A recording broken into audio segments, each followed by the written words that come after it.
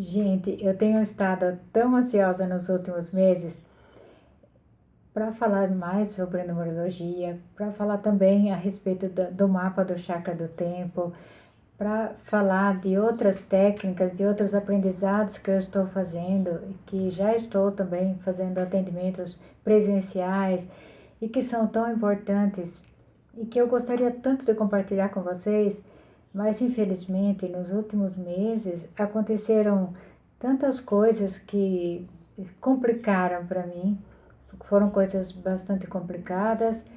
É, Aliás, desde uns 2 anos para cá, que a minha vida tem se transformado muito. Algumas coisas por minha livre escolha e outras por circunstâncias da vida. Uma das coisas que foi uma escolha minha foi dar seguimento a uma reforma grande que eu estou fazendo na minha casa.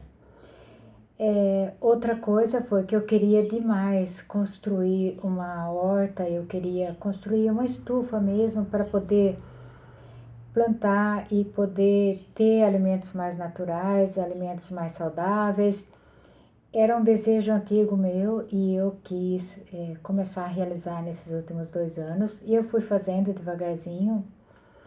É, Teve um momento também que eu pensei em parar mesmo com os vídeos, em parar de trabalhar com numerologia, voltar a trabalhar com costura.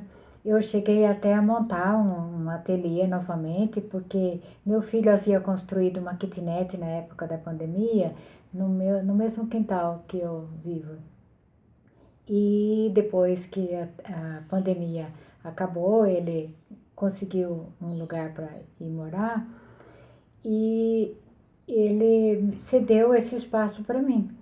Então eu decidi que eu ia trabalhar nesse espaço com a costura e também com a numerologia, só que não dava certo.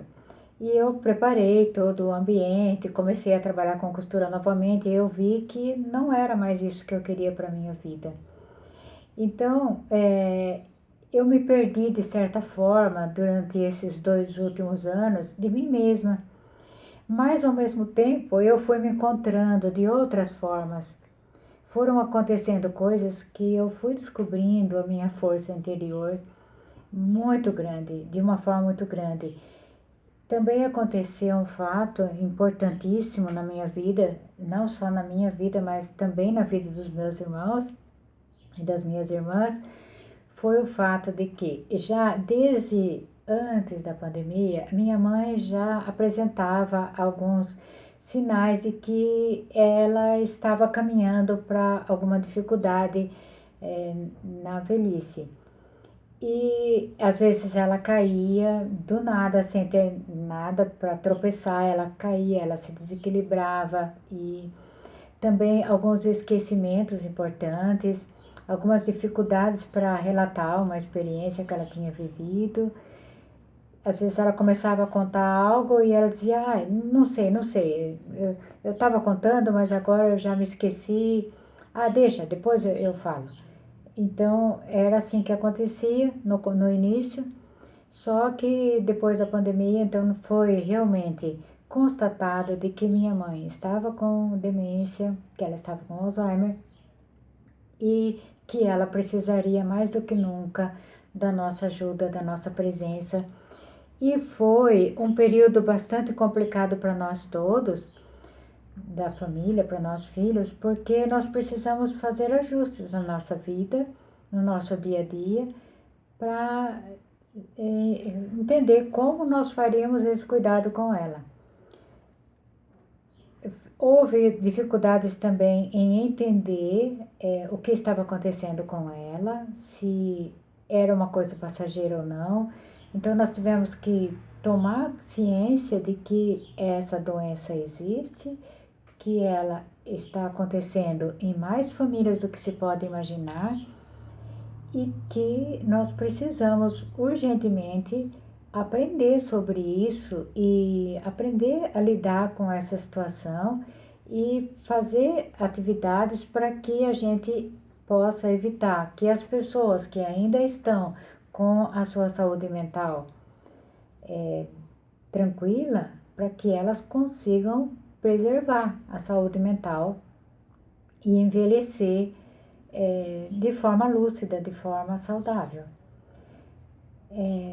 Foi um aprendizado muito importante e eu vou dizer para vocês, e eu quero compartilhar com vocês, que para mim, essa experiência da minha mãe, essa doença, trouxe para mim, para minha vida, trouxe uma cura. Porque eu acredito que poucos filhos têm a felicidade de não ter nenhuma mágoa, de não ter nenhum trauma com algo que os pais tenham feito durante a infância, né? Eu vejo assim muito as pessoas que sofreram porque tinha atritos entre o pai e a mãe. Às vezes a mãe dava preferência para algum filho ou o pai fazia isso. E isso gerou desconforto, isso gerou uma dificuldade na vida por causa desse tratamento diferente. Às vezes o fato de terem passado necessidade mesmo, necessidades financeiras, e não, os pais não terem podido estar presentes na vida dos filhos, ou eles não foram tão carinhosos quanto esse filho precisava, porque dois filhos vivem a mesma experiência. Um fica traumatizado e o outro não. Isso mostra que para cada um, o que acontece reverbera dentro da pessoa de forma diferente. Para algumas pessoas, uma experiência dolorosa pode não significar nada, e para outros, uma coisa que é tão boba pode causar um dano terrível, né? Uma brincadeira, né?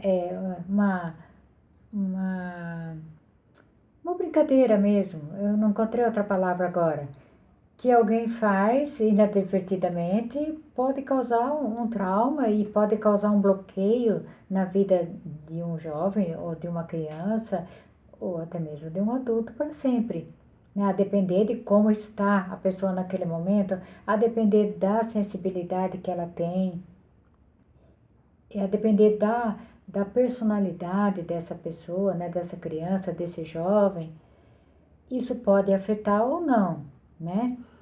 Então, e eu tinha sentimentos, tinha ressentimentos contra minha mãe, e quando eu vi ela tão fragilizada daquela forma, ela tão humilde, tendo que ser cuidada por alguém, tendo que ser humilde mesmo, no máximo, né? Porque a minha mãe sempre foi uma pessoa muito ativa. Ela era uma pessoa até um pouco controladora. Eu me lembro que eu me casei, eu não sabia cozinhar porque minha mãe não deixava mexer no fogão dela. E então, teve coisas assim que agora ela teve que abrir mão de tudo isso, e eu ver ali ela aceitando docilmente que uma outra pessoa esteja decidindo as coisas dentro da casa dela, decidindo o que vai ser feito para o almoço, foi assim incrível e me curou. Me curou disso porque é lógico que eu convivia bem com minha mãe, apesar de algumas coisas que aconteceram na infância e que foram frustrantes para mim, porque eu fui a filha mais velha e os meus irmãos, eles tiveram pouco tempo de diferença, pouca diferença de idade entre um e outro. Então é lógico que minha mãe não pôde dar a atenção que, que eu precisava ou que eu queria. E também ela cobrou muito de mim, ela cobrava muito de mim a perfeição, o trabalho, a ajuda.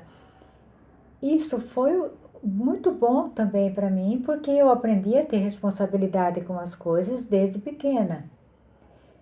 Mas, por outro lado, eu também sentia falta desse carinho, do toque, do afeto, de coisas que eu não tinha da minha mãe. Eu tinha do meu pai, mas eu não tinha da minha mãe. Então, quando eu vi minha mãe ali tão fragilizada, minha mãe nunca assistiu novela, minha mãe nunca assistiu filme, nem a missa na televisão, a minha mãe sentava para assistir, que é a coisa que ela mais gostava, porque ela trabalhava na pastoral dos doentes, ela ajudava em tudo na comunidade, e quando tinha festas, ela ia lá para ajudar, para colaborar, trabalhava o tempo todo, né, fazendo pastel nas festas juninas que a igreja promovia. Então, ver minha mãe agora aceitando tão docilmente que as pessoas coloquem a comida no prato dela, foi assim uma coisa que transformou o meu coração, e eu vi o quanto nós somos frágeis, o quanto nós precisamos nos preparar, o quanto nós precisamos cuidar da nossa vida, cuidar do nosso autoconhecimento e prestar atenção em como nós reagimos, em como nós nos comportamos diante da vida. E tudo isso trouxe uma reflexão imensa, imensa para mim. Nesse mesmo período, agora nos últimos 2 meses, nós perdemos o nosso irmão também, que era um filho muito querido da minha mãe. Nós não podemos relatar isso a ela. Foi outra coisa que mexeu muito com a gente. Ele ficou bastante tempo hospitalizado, foi complicado para nós. Eu também tive um câncer de pele no nariz. Começou como se fosse um cravinho que eu apertei e que tivesse inchado, que tivesse arruinado, mas depois me apresentava como se fosse uma bolha, até que depois de muitas pessoas falarem, procure um médico, isso aí pode ser alguma coisa diferente. Eu falo, não, acho que não é nada, vai desaparecer, só que foi aumentando, às vezes aumentava, às vezes parecia diminuir, até que eu decidi procurar o médico. E se eu não tivesse demorado tanto, eu não teria tido uma cirurgia tão invasiva como eu tive. Foi complicado, porque tem o período de recuperação, eu ainda estou em recuperação, né? Ainda não tenho também o resultado da biópsia, mas acredita-se que seja um problema não grave, né? Mas que pode ocorrer em outros lugares no corpo também. Então agora, a partir de agora, eu preciso ficar atenta. Pode também acontecer no mesmo lugar, mas pode acontecer em outros lugares. Então, a gente vai começando a perceber a nossa fragilidade humana e o quanto nós precisamos nos importar realmente com a nossa espiritualidade. E eu entendi nesses últimos anos, com os estudos que eu tenho feito, que espiritualidade não é a mesma coisa de religiosidade. A religião é uma forma de praticar uma parte da nossa espiritualidade. Então, cada religião tem os seus dogmas, tem as suas regras, tem os seus rituais. A pessoa pode sim escolher uma religião e escolher conduzir a sua espiritualidade através dos ensinamentos daquela religião, mas espiritualidade é eu entender que eu sou igual a todas as outras pessoas, que existe uma vida aqui dentro deste corpo que precisa ser cuidada, desta vida, desta mente, desse ser humano que existe aqui, e que eu preciso desenvolver o meu lado humano. Porque se eu não respeito a outra pessoa, se eu faço bullying com outra pessoa, se eu invento alguma coisa a respeito de alguém só porque eu não gosto dessa pessoa, eu não estou agindo de forma humana, né? Eu não estou desenvolvendo a minha humanidade, ao contrário, eu estou regredindo na minha humanidade e estou agindo de forma instintiva, como se eu fosse um animal qualquer. Só que nós não somos. Nós somos seres racionais e nós temos um chakra cardíaco, nós temos um sentimento, nós temos o nosso coração para nos fazer sentir afeto pelas outras pessoas, sentir responsabilidade também, né? Com o nosso chakra frontal nós aprendemos a reconhecer o que é certo, o que é errado. Então nós viemos aqui para desenvolver esses órgãos importantes do nosso corpo, que na verdade são chamados de chakras, mas são órgãos do nosso corpo sutil, do nosso corpo espiritual, que precisam ser cuidados através da nossa conduta. E o que traz, o que faz a gente se melhorar e a gente se perceber e a gente compreender como nós estamos agindo, se estamos agindo de forma correta ou não, se isso está nos levando ao caminho da evolução ou não, é a gente buscar o caminho do autoconhecimento. Um desses caminhos é através de um mapa, por exemplo, pode ser um mapa numerológico, pode ser um mapa astrológico, pode ser o mapa mesmo do chakra do tempo. Cada um vai trazer para nós uma possibilidade para que a gente se conheça melhor, para que a gente entenda que toda vez que nós entramos no corredor energético, porque toda a energia, ela forma um corredor energético. O corredor energético é como se fosse um corredor de mão única, onde quando você entra, você não tem saídas para as laterais e você só pode seguir em frente. Então, se você entrar no corredor energético, por exemplo, de uma raiva, no corredor energético de uma discussão, você só consegue sair dela se você mudar seu pensamento rapidamente, aí você consegue sair desse corredor energético. Agora, se você entrar no corredor energético de uma mágoa ou de uma raiva, de qualquer sentimento negativo, e você não mudar isso rapidamente, você não perceber que você entrou nessa energia e não procurar sair rapidamente, esse corredor energético ele vai aumentando. Por quê? Porque toda vez que você pensa naquela raiva, esse corredor ele se prolonga e você vai continuando preso nele. Você pensa em mais coisas negativas, esse corredor energético ele se prolonga ainda mais. Então você permanece muito mais tempo no corredor energético de uma coisa negativa na vida. Por isso que o autoconhecimento é tão importante.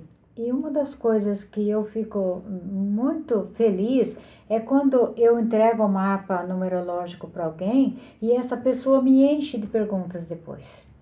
Dona Cida, o que significa essa palavra? Por que que esse número está dizendo isso para mim? Mas esse número está dizendo uma coisa, o outro está dizendo outra. O que isso significa? E eu gosto quando a pessoa faz esse tipo de pergunta, sabe por quê? Porque eu sinto que aquela pessoa realmente está interessada no autoconhecimento. Então, eu devoto todo o tempo para ela, sem dúvida nenhuma. Eu posso não responder no momento que ela me pergunta, mas eu me comprometo a responder e a tirar todas as dúvidas, porque quem está buscando autoconhecimento, quem está procurando ser melhor, procurando se sair melhor na vida, agir de forma melhor na vida, merece todo o nosso respeito, né? Então, qualquer um dos mapas que você for fazer na sua vida, é importante que você saiba que o foco principal não deve ser, se eu fizer o mapa, eu vou ficar rico, eu vou ganhar muito dinheiro, eu vou ser mais bem-sucedido na minha profissão, tudo vai dar certo para mim, vou resolver todos os problemas como no passe de mágica. Não, isso não acontece. O que a pessoa precisa é entrar no corredor energético da busca do autoconhecimento e ir buscando, e buscando. Aí ela permanece mais tempo naquele corredor energético dessa busca de autoconhecimento e a cada passo que ela vai dando, ela vai aprendendo mais, ela vai se conhecendo melhor e começa a perceber, né? Poxa vida, eu não lido bem com isso. esses dias eu acabei descobrindo que eu não lido bem com a energia do convencimento. E eu entendi, finalmente eu consegui entender que a minha dificuldade em gravar vídeos é por causa disso.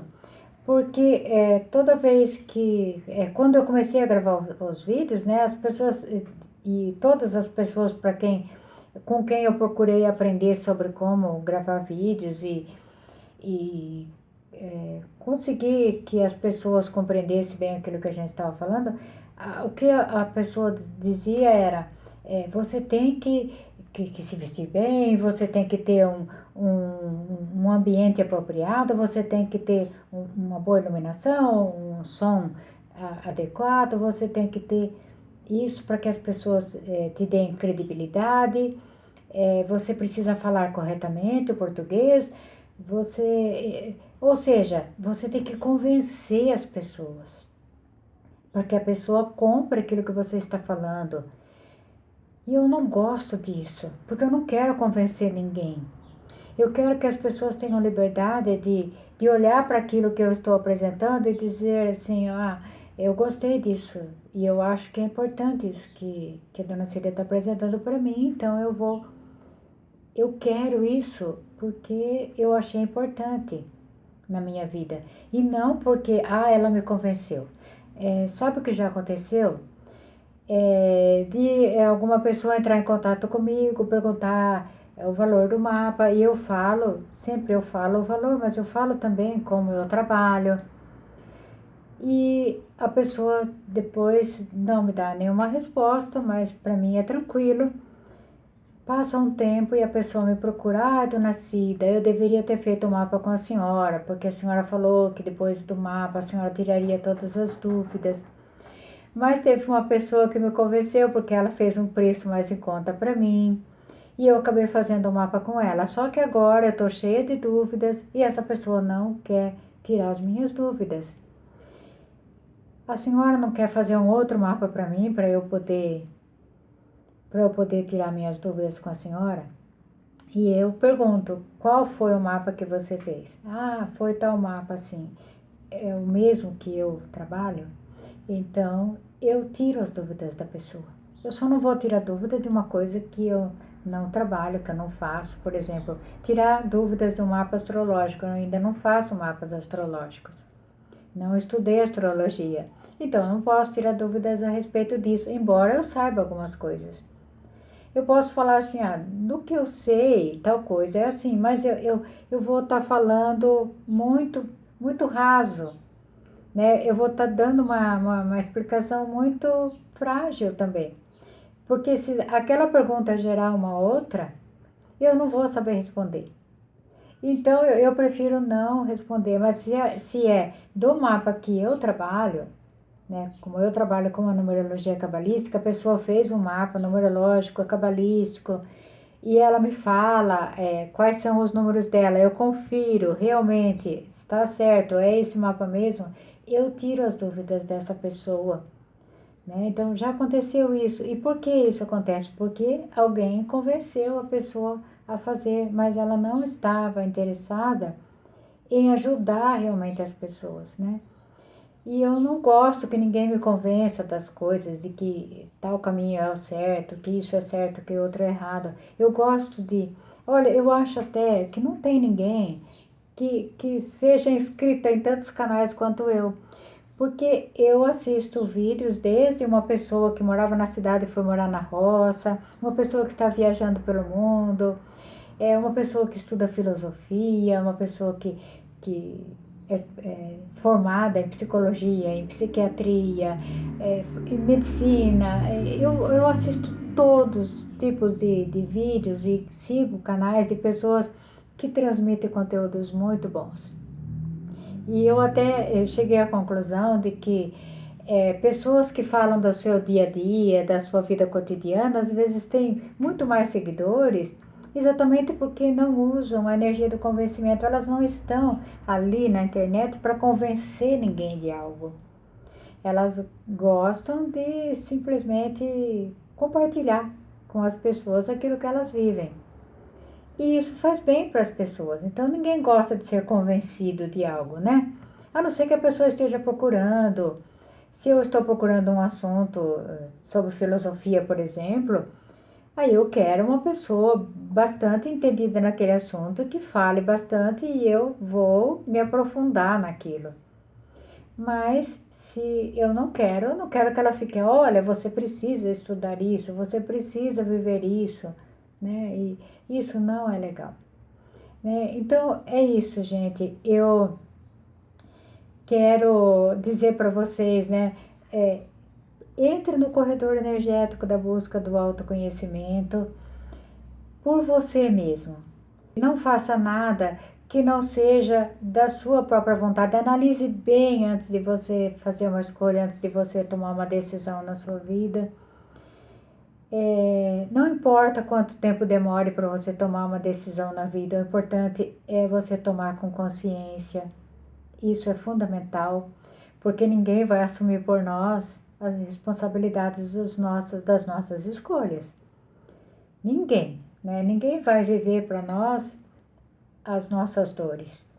O meu convite nesse vídeo de hoje é: vamos buscar nos conhecer melhor para nos tornarmos pessoas mais gentis, mais humanas, mais coerentes, né? A coerência é uma coisa muito importante e tem tantos outros assuntos, né, para a gente conversar, mas nós vamos deixar para um próximo vídeo.